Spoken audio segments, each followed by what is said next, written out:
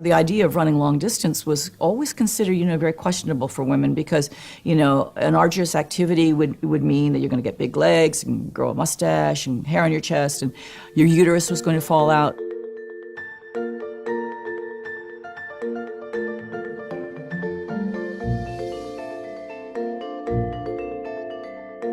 So I filled out the entry form. I signed my name with my initials. I signed KV Switzer. And when I signed it that way, obviously, when the form went in, they couldn't tell it from a guy's.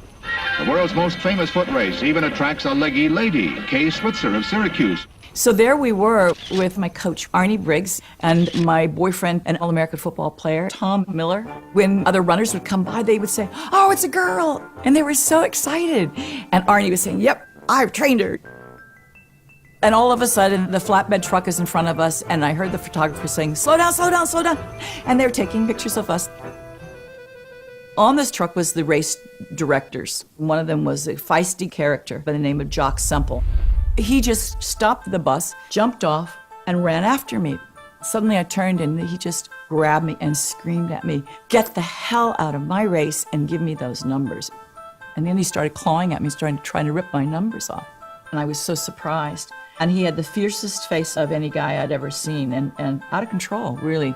I was terrified.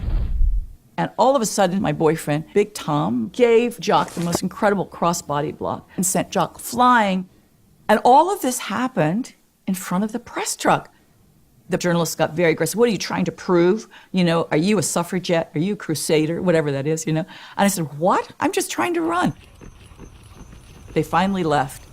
Then it got very quiet. Snow's coming down. Nobody's saying anything. And I turned to Arnie and I said, "Arnie, I've gotten you into a lot of mess here, I guess." But I said, "I don't know where you stand in this." But I said, "I'm going to finish this race on my hands and my knees if I have to, because nobody believes that I can do this." And suddenly I realized, if I don't finish this race, then everybody's going to believe women can't do it and that they don't deserve to be here and that they're incapable. I've got to finish this race. I finished in 4 hours, 20 minutes. That race changed my life.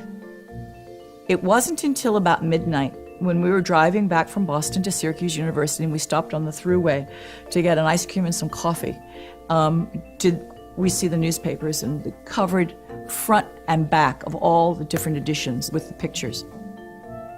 I realized that now this was very, very important, and was going to change my life, and it was probably going to change women's sports.